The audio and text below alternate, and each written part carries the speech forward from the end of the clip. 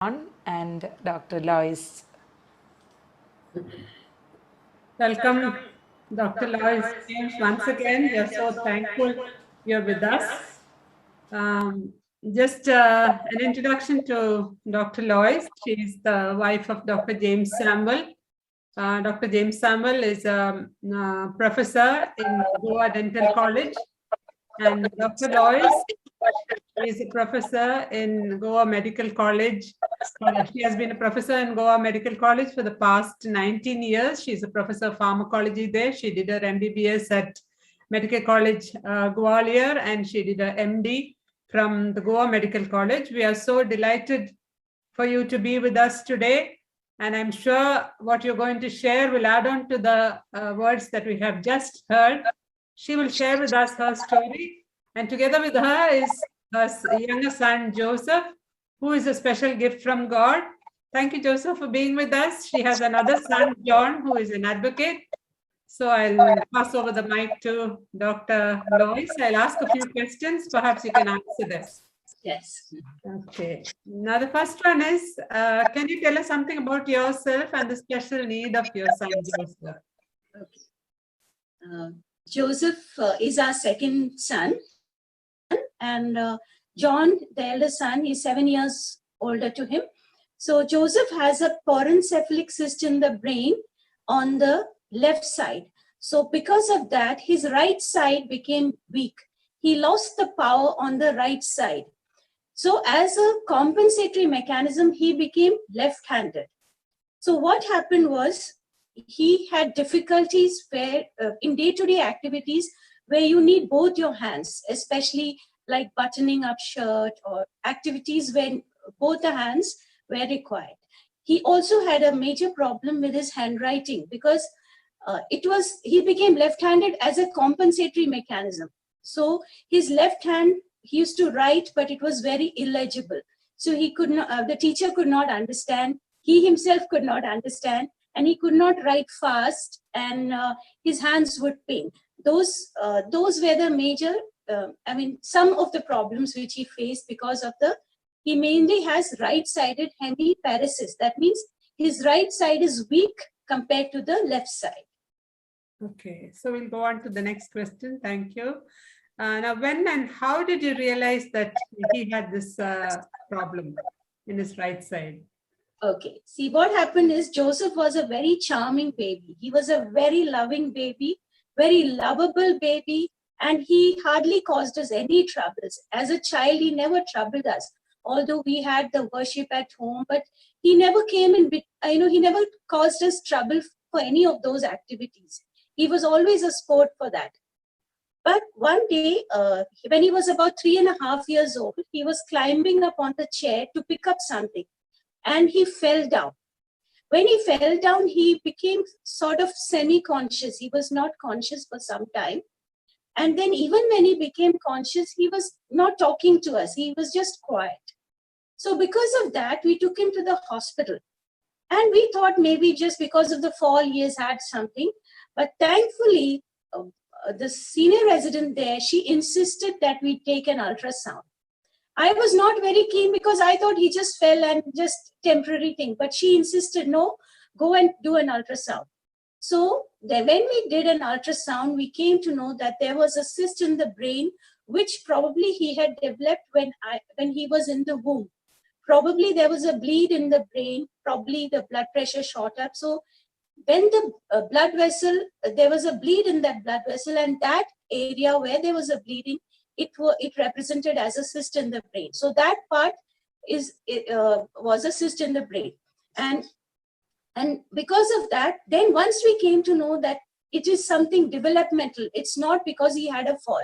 It was God who was revealing to us through that fall that he had a problem. And actually, if you see that's like at 3.5 years of brain, he had a tennis size of a cyst. So you can imagine like a major part of the brain had the cyst. And it is only God's grace that he could talk, he could walk, he could do many things. So probably the doctor said maybe the other parts of the brain took over the functions. So then we took him to CMC Vellore. In CMC Vellore, we showed him to lot of doctors, and Dr. Reba is also among them, who was his clinical psychologist who assessed him from time to time. So we showed him to Dr. M.C. Matthew, Dr. Beena, Dr. Samuel P. Uman, Dr. Maya Thomas, and Dr. Reba, who was for many years, she did the evaluations.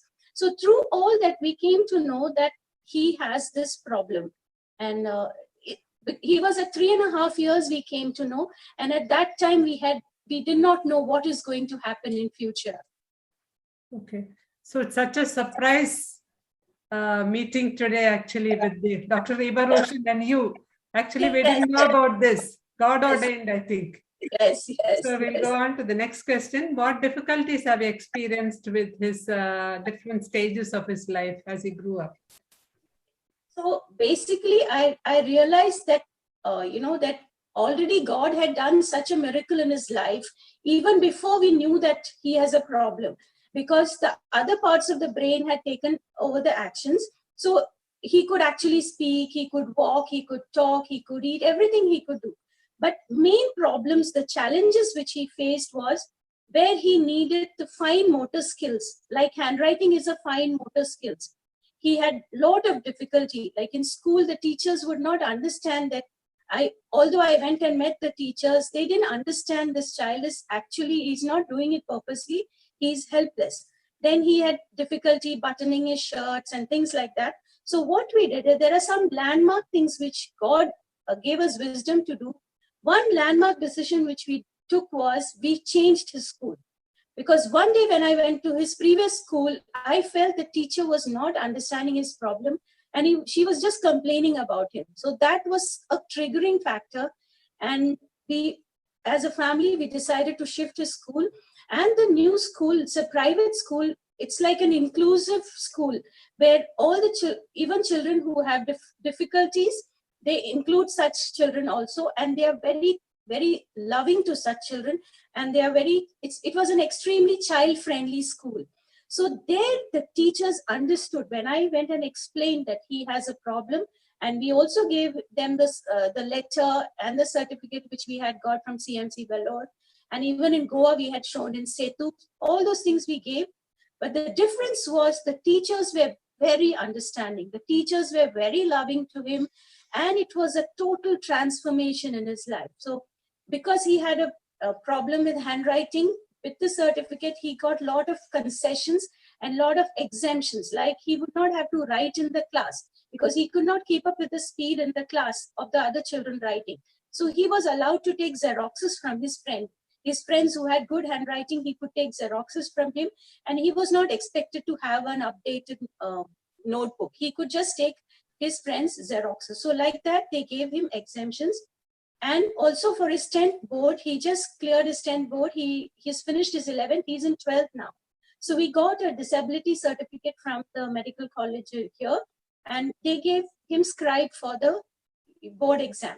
So he gets a scribe as well as an extra hour to write his exams. So he tells the scribe what to write and the scribe writes. But because that takes time, they have given him the extra time. So that is one of the way God helped us. Like changing his school was very important. Then we also were told by the doctors that you have to involve him in activities which uses both his hands, right and left. Because of the problem on the right side, he used to avoid using his right side. So we had to involve him in activities which involved his right side as well. So we put him for drum classes, we put him for keyboard classes, we sent him for physiotherapy, we sent him for swimming classes. So as parents, there was a commitment as parents and an extended family that whatever we can do for him, we will do. Because I always had a feeling that I should never regret in my life. 10 years later, 20 years later, I should never regret that although I was a doctor, I didn't do what was appropriate for him. So I would, even in Vellore, we would go to all the doctors, whichever department we could go, ask every person, what else can we do for him? What else can we do for him? He could not do cycling. Then in occupation therapy in CMC Vellore, they gave him a nice and easy cycle to start with. So with that, he started cycling, and it was like a miracle how Jesus did miracles. Like those days, it was for me to see him. He could just do the half cycling before, but the first time I saw him cycling all around, I mean, the whole round, it was a miracle to me. So like that, all the things as parents, we did not leave anything undone. Like I never wanted to regret in my life that, oh, if you had done it 5 years earlier, it could have been possible. So my quest to every doctor was, what else can we do? What else can we do? So God enabled us to do all that. And we really saw drastic change in Joseph. And Joseph himself understood many things. Maybe it took him time, but at present, the only problem he has is his handwriting problem. All the other problems he has learned to do the activities with, like, buttoning his shirt and all. He may take a little extra time, but he has learned to do all that. At present, that is the only issue which he has, that he needs a writer for his exams. So the school and the board is very, favorable to him. Okay. Actually, I wanted to ask you a question about how this has impacted your walk with the Lord, but you have already told many things. Maybe I would like to tell you something more about it. Okay. Actually, the first time we were in CMC Vellore in a hotel, when we first saw his MRI scan, that was like a thunderbolt to both of us, to my husband and me, because we were alone there. It was like a bombshell when we saw that scan, because it's like 3.5-year-old child, a major part of the brain has a problem, has a cyst. And at 3.5 years, we did not know whether this child, will have normal IQ, whether the child, what will happen about his future. So initially I was very upset with the Lord, because I felt the Lord had let me down in front of my colleagues, in front of the people. Why you allowed my child to have this problem? Because already in my college, I was always despised because I was a believer. So over that, then I felt the people will say, see, she talks big things about God, but see what has happened to her child. So I felt the Lord had let me down. And initially I kept questioning God, why you allowed it? And I was becoming bitter. But very soon, I don't know, the Lord did a miracle in my mind, and God helped me to take a U-turn. My brain took a U-turn. I thought, henceforth, I'm not going to question God. Henceforth, I'm not going to be bitter. I'm just going to depend on the Lord. I'm just going to trust the Lord. And I read up all the Bible verses which talked about I'm fearfully and wonderfully made. And all the verses in the Bible which said, I will uphold you with my righteous right hand.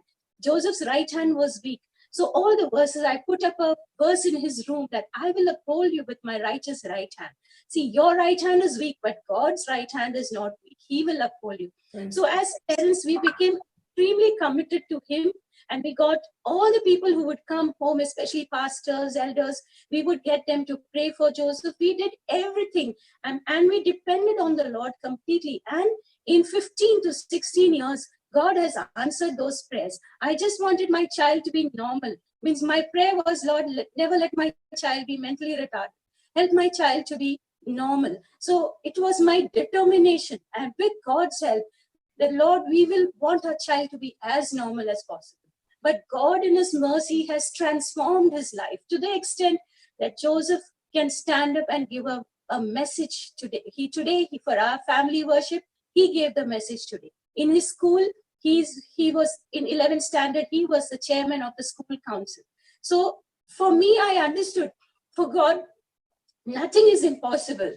I mean, in 15 years, God has done such great wonders for us. And Joseph is like my trophy.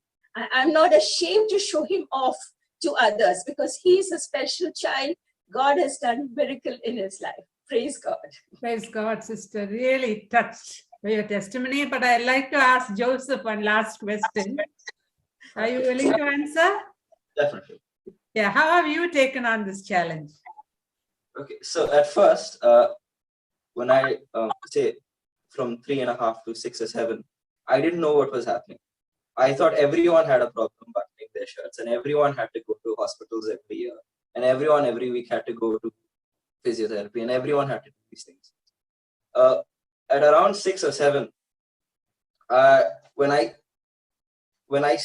I started going to school, slowly it was dawning on me that I was being socially outcasted, that people weren't treating me as well as they treated other people, that they were making fun of me, that something was wrong. And then what started happening was I started resenting God, I started resenting mom, dad, I started resenting myself. I had even considered suicide at like 6 or 7. Now, I don't think that's very normal or that's very helpful. But when mom and dad changed the school, and when I saw from a different perspective, when I was forced to see other children who were like me, or even normal children who had neglectful parents, that's when I decided to embrace who I was and what had happened to me. And that's when I decided I don't want to be normal, I want to be better than all these people. And so slowly I started working on myself, and slowly I started embracing that the fact that God had allowed this to happen to me. And today, when I look back, I revel in who I am. Today, I am absolutely proud of what I have done and who I am. And if I had to do this again, I would. To be frank, my parents were more worse affected than I was about this happening to me. At least that's this thing I get. And and because of what happened to me, I have always been under the impression that God does have a plan for me, because there's just too many coincidences for that to not be the case. And I've always been, I've always been conscious of the fact that I am accountable to someone other than myself, that there is a higher authority than myself. And I wish to live my life demonstrating that to everyone else. Praise God for the testimony you have. We're really touched by both of your testimonies. Really, the word says all things work together for good to them that love God, those who are called according to his purpose. The greatest testimony is, the greatest good, I think, is not what happens to us, but what happens through us that really touches lives and brings glory to God. God bless you both. I'll hand over the meeting to Sheba. Thank you once again. Thank you so much, Dr. Lois. It was indeed very touching, very encouraging to all the moms, I'm sure. And may God bless you as a family. May God bless you, Joseph. Thank you for sharing your story with us. And we are so delighted to have you here with us today.